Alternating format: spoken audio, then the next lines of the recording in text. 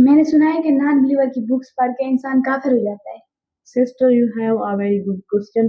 कभी भी आप किसी किताब को पढ़ के काफिर नहीं होंगे।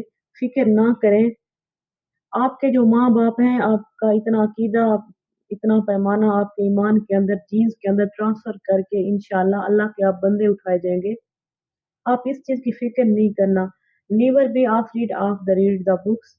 एंथियस्ट इंस्टेंट की थ्योरीज जो हैं, Jewish every converted by research नहीं होना चाहिए, क्योंकि आप रद्दी हो जाएंगे।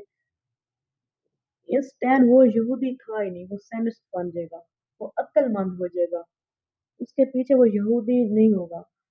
So never be about and the read everything.